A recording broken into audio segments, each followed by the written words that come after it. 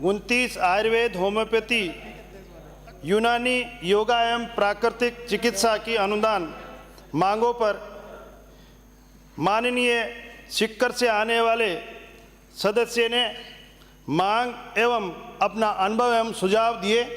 इसी तरह से शेरगढ़, सूरजगढ़, सिविल लाइन, रानीवाड़ा, पोखरन, लाडनू, खंडार, परबतसर, भीलवाड़ा, राजसमंद, खानपुर, बीकानेर पश्चिम, फतेहपुर, कोटा दक्षिण, तिजारा, पिलानी, डग, हनुमानगढ़, कामा, रतनगढ़, मेड़ता सिटी, भरतपुर, कुशलगढ़, नोखा, जैसलमेर, सूरतगढ़, मांडलगढ़, उदयपुर, मसूदा, भोपालगढ़, धौत, टोडा भीम और अंता से आने वाले माननीय सदस्यों द्वारा समस्याओं की चर्चा की और समाधान के लिए उपयोगी सार्थक एवं सकारात्मक सुझाव दिए हैं। इन सबके लिए मैं पक्ष और प्रतिपक्ष के सभी विद्वान सदस्यों का आपके माध्यम से धन्यवाद एवं आभार ज्ञापित करता हूं और आशा करता हूं कि भविष्य में राज्य हित में समय समय पर सकारात्मक सुझावों से मेरा मार्गदर्शन करते रहेंगे।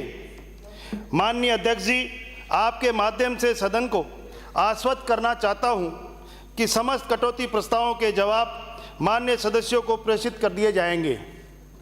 माननीय सदस्यों द्वारा क्रियान्वित करने योग्य प्रदत्त सुझावों को क्रियान्वित करने हेतु सरकार द्वारा शीघ्रता से कार्रवाई की जाएगी। माननीय सदस्यों ने सदन में 171 कटौती प्रस्तावों के माध्यम से अपनी मांग प्रस्तुत की है।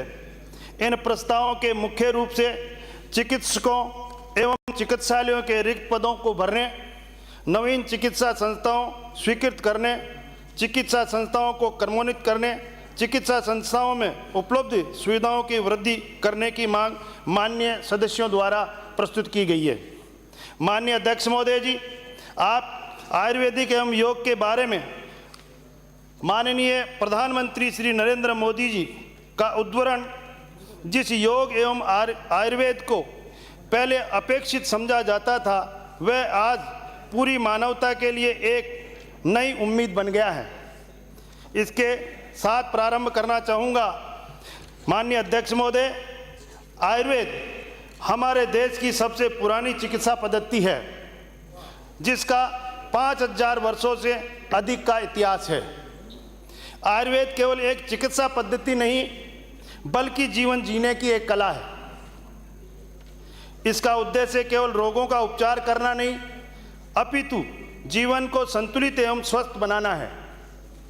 यह प्रकृति के साथ तालमेल बिठाकर शरीर, मन और आत्मा को स्वस्थ रखने की एक कला है।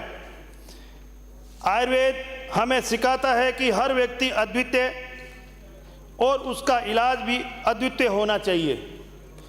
इसमें शरीर की प्रकृति, भोजन का महत्व, दिनचर्या और मौसम के अनुसार जीवन शैली समायोजित किया जाता है।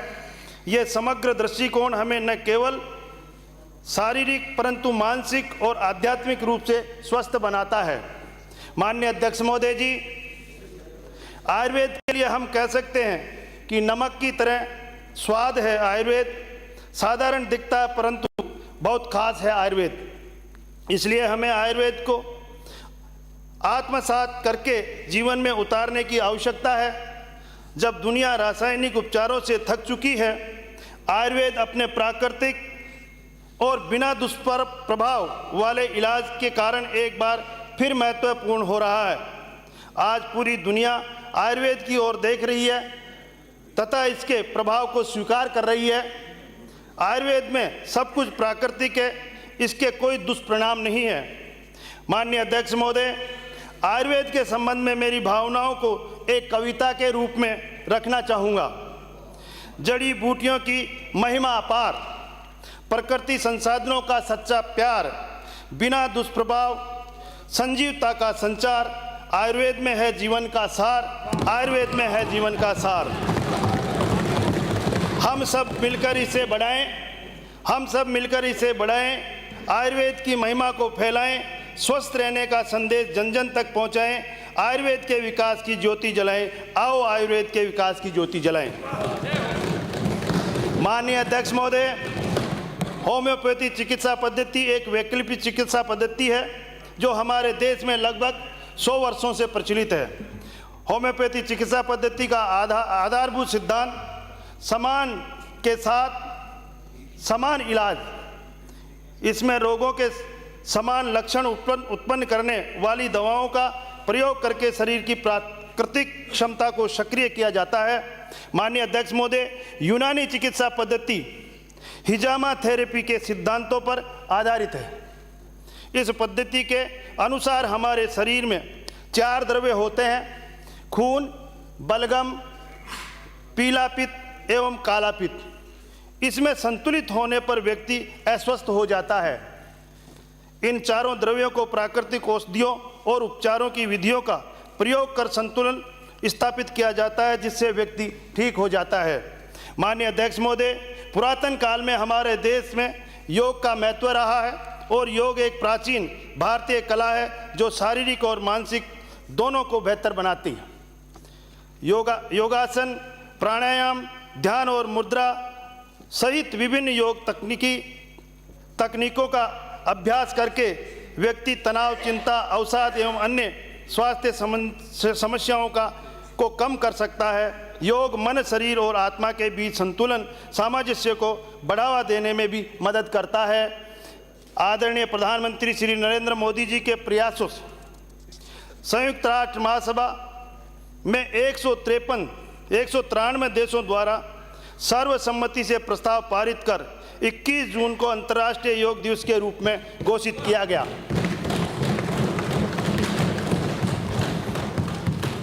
पहला अंतर्राष्ट्रीय योग दिवस 21 जून 2015 को दुनिया भर में धूमधाम से मनाया गया।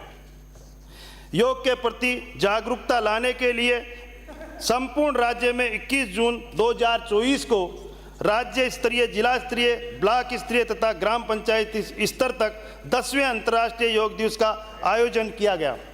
योग स्वयं एक समाज के लिए थीम के साथ किया गया, जिसमें एक साथ 25 लाख प्रतिभागियों द्वारा योग किया गया। माननीय अध्यक्ष महोदय, ये हम सब के लिए गौरव की बात है कि राजस्थान में आयुर्वेद सहित योग, प्राकृतिक चिकित्सा, होम्योपैथी, यूनानी चिकित्सा पद्धतियों को प्रोत्साहित किया जा रहा है। इन चिकित्सा पद्धतियों के संरक्षण एवं संवर्धन के लिए आयुर्वेद, होम्योपैथी, यूनानी के अलग अलग निदेशालय हैं, शिक्षण संस्था है, औषधि निर्माण के लिए रसायनशालाएं हैं तथा राज्य में चिकित्सालयों एवं औषधालयों का व्यापक नेटवर्क है, जिसके माध्यम से आमजन को स्वास्थ्य एवं चिकित्सा की सेवाएं प्रदान की जा रही है। माननीय अध्यक्ष महोदय, सस्ती, सुलभ एवं सरल होने के कारण आयुष चिकित्सा पद्धति के प्रति आमजन का रुझान निरंतर बढ़ रहा है। कई बार आधुनिक चिकित्सा पद्धति के उपचार कराने के बाद भी लाभ नहीं मिलने पर लोगों द्वारा इन चिकित्सा पद्धतियों को विकल्प के रूप में अपनाकर स्वास्थ्य का लाभ प्राप्त किया जाता है। ये चिकित्सा पद्धति खान पान, रहन सहन, आचार विचार पर विशेष बल देती है, जिनके कारण रोगों से बचाव तो होता ही है, साथ ही अच्छे स्वास्थ्य की स्थिति भी बनी रहती है। हमारी सरकार आयुष चिकित्सा पद्धति को प्रोत्साहित करके जन सामान्य को लाभ देने के लिए संकल्पबद्ध है। सरकार गठन के बाद आयुष चिकित्सा के प्रति आमजन में जागरूकता पैदा करने के लिए राज्य स्तरीय आरोग्य मेले दूदू के साथ हनुमानगढ़, जोधपुर, भीलवाड़ा, झालावाड़, डूंगरपुर एवं सवाई माधोपुर संभाग स्तरीय आरोग्य मेले आयोजित किए गए, जिसमें लगभग 54,000 लोगों ने भाग लिया।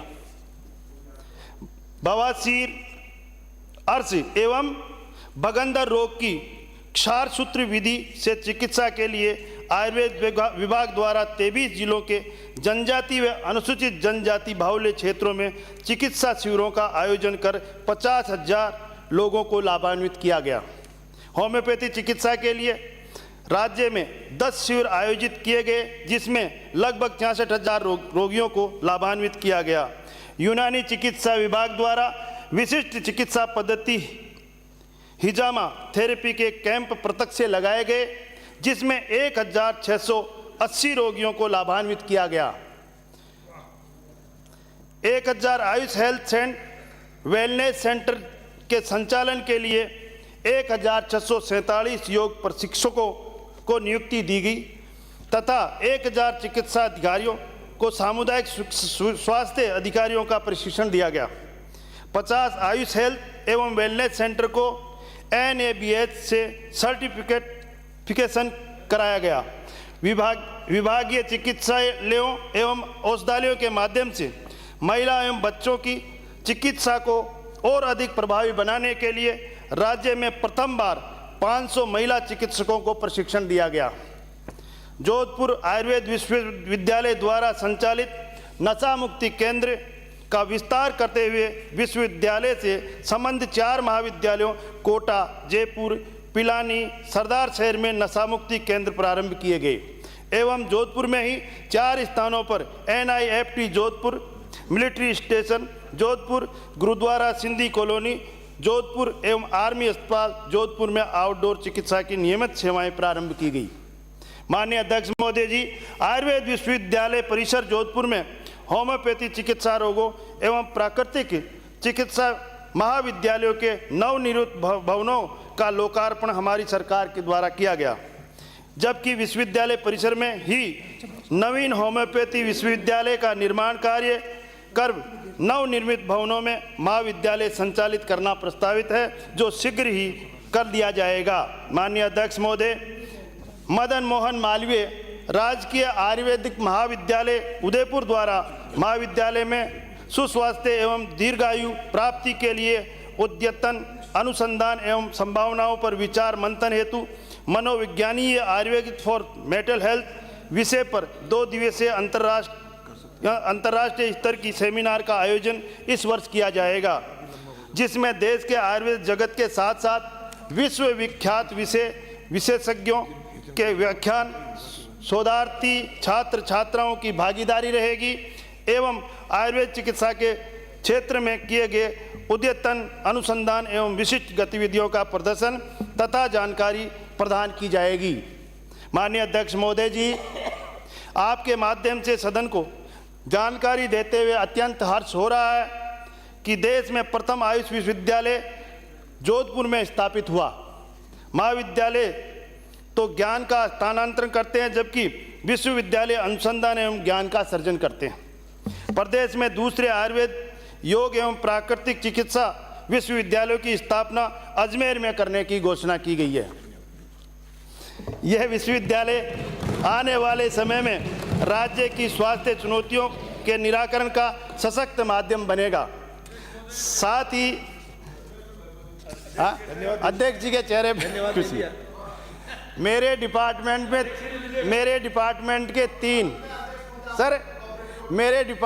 के 3 डिपार्टमेंटों में से माननीय के पास आयुर्वेदिक यूनिवर्सिटी, टेक्निकल यूनिवर्सिटी और आपका बस स्टैंड का नवीनीकरण बहुत अधिक पैसों से कराया जा रहा है, इसलिए तीनों से माननीय अध्यक्ष महोदय को दिया गया। ये आयुर्वेद का बस स्टैंड से क्या लेना देना? नहीं, मेरे पास डिपार्टमेंट है, मेरे तीनों डिपार्टमेंट हो। अगली बार निम्बेड़ा का भी ध्यान रखना। अब एक डिपार्टमेंट में जोड़ लेंगे।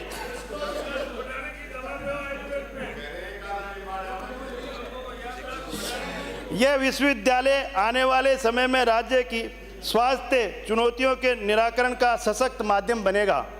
साथ ही महुआ दौसा में आयुर्वेदिक, योग और प्राकृतिक चिकित्सा विद्यालय खोलने की घोषणा की गई है। नवीन आयुर्वेदिक, योग एवं प्राकृतिक चिकित्सा विश्वविद्यालय एवं महाविद्यालयों के लिए माननीय मुख्यमंत्री जी का मैं आभार व्यक्त करना चाहूँगा। माननीय अध्यक्ष महोदय जी, हमारी सरकार चिकित्सा पद्धति की सभी विद्याओं का लाभ प्रदेश के नागरिकों को देने के लिए कृत संकल्पित है। प्रस्तुत परिवर्तित बजट में इलेक्ट्रोपैथी विद्या के संबंध में परीक्षण कर नियम बनाने की घोषणा की गई है। विगत सरकार ने भी आयुष के विभिन्न महाविद्यालय खोले, किंतु उनमें भवन, शैक्षणिक, गैर शैक्षणिक स्टाफ एवं अन्य मूलभूत साधन सुविधाओं का अभाव है। उनमें भी हमारी सरकार द्वारा प्राथमिकता से महाविद्यालयों के भी संचालन हेतु भौतिक एवं मानवीय संसाधन उपलब्ध करवाई जाएगी। हमारे बहुत से माननीय सदस्यों द्वारा अपने अपने क्षेत्र में नवीन आयुर्वेद औषधालय खोलने, औषधालयों को चिकित्सकों में क्रमोन्नत करने तथा पंचकर्म सुविधा शुरू करने के संबंध में सुझाव दिए गए हैं। माननीय अध्यक्ष महोदय, इन सुझावों के संबंध में आपके माध्यम से बताना चाहूँगा कि हमारी सरकार द्वारा इस वर्ष नवगठित 8 जिले, जिनमें ब्यावर, दूदू, डीग, डीडवाना, कुचामन, सांचौर, नीम का थाना, गंगापुर सिटी, कैकड़ी में पूर्व में संचालित आयुष चिकित्सालयों को जिला आयुष चिकित्सालय में क्रमोन्नत करने की घोषणा की गई। साथ ही भीम राजसमंद में संचालित औषधालय को आयुष चिकित्सालय में क्रमोन्नत करने की घोषणा की गई है। मैं सदन को आश्वस्त करना चाहता हूं कि इन सभी चिकित्सालयों का शीघ्र ही संचालन प्रारंभ कर दिया जाएगा। माननीय अध्यक्ष महोदय, आयुष चिकित्सा पद्धति के संदर्भ में पर्याप्त एवं गुणवत्तापूर्वक औषधियाँ उपलब्ध कराने की मांग हमेशा रही है। औषधालय एवं चिकित्सालयों में विभाग द्वारा संचालित रसायनशाला द्वारा औषधियों का निर्माण करके तथा आयुष मिशन से प्राप्त राशि से सार्वजनिक क्षेत्र में उपक्रमों से खरीद कर औषधियाँ नियमित रूप से उपलब्ध कराई जाएगी।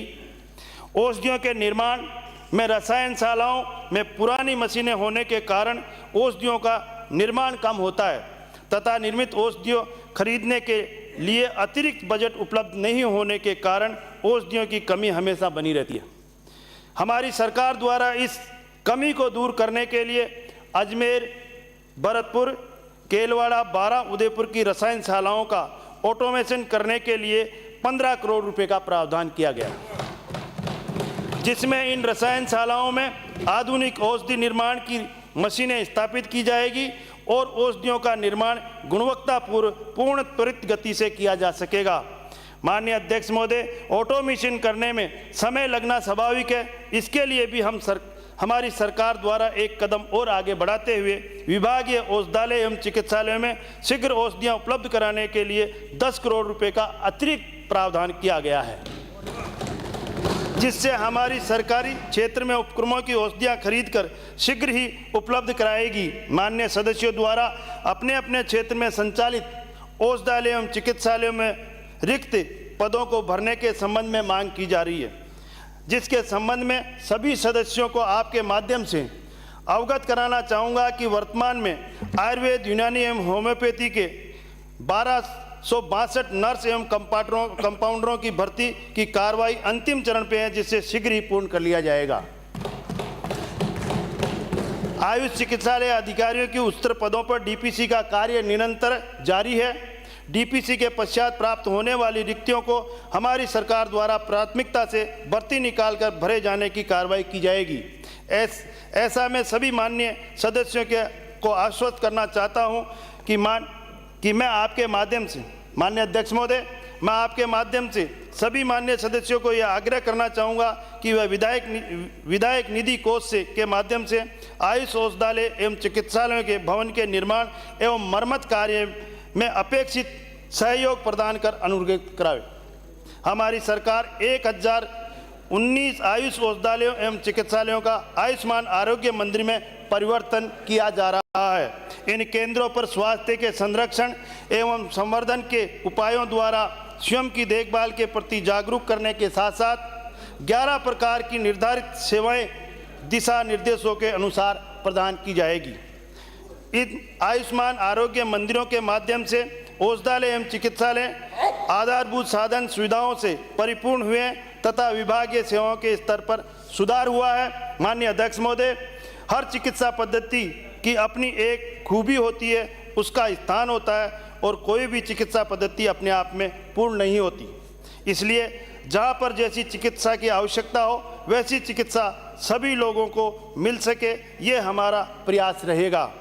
माननीय अध्यक्ष महोदय, आयुष से जुड़े सभी विभाग प्रदेश के रेगिस्तान, डांग, आदिवासी, पर्वतीय इलाकों सहित दूर दराज के क्षेत्रों में स्वास्थ्य सेवाएं सुलभ कराने के लिए तत्परता से कार्य किया जा रहा है। विभाग के समक्ष अनेक चुनौतियां विद्यमान है, फिर भी हमारी सरकार द्वारा ठोस कदम उठाए जा रहे हैं। इन चुनौतियों का सामना कर समस्त प्रदेशवासियों को उत्कृष्ट आयुष चिकित्सा सुविधा उपलब्ध कराने के लिए हर संभव प्रयास किए जा रहे हैं। माननीय अध्यक्ष महोदय, आपके माध्यम से सदन के सभी माननीय सदस्यों आयुष विभाग की योजनाओं को जन जन तक पहुंचाने में सक्रिय योगदान करने की अपील करता हूं। मुझे विश्वास है कि हम सब मिलकर सेवा के इस पवित्र कार्य में सकारात्मक एवं सक्रिय रहकर प्रदेशवासियों को स्वस्थ एवं निरोग बनाने में सफल सिद्ध होंगे। माननीय अध्यक्ष महोदय, एक कविता के साथ मैं अपनी बात को समाप्त करना चाहूँगा। ज्ञान की इस यात्रा में हम सब साथ चले, चिकित्सा पद्धतियों के लाभों को समझ और अपनाएं, स्वास्थ्य की ओर एक कदम बढ़ाएं, प्रदेश को सुरक्षित स्वस्थ बनाएं। आओ प्रदेश को सुरक्षित एवं स्वस्थ बनाएं। जय हिंद, जय भारत, जय भीम, जय जय श्री राम। अपना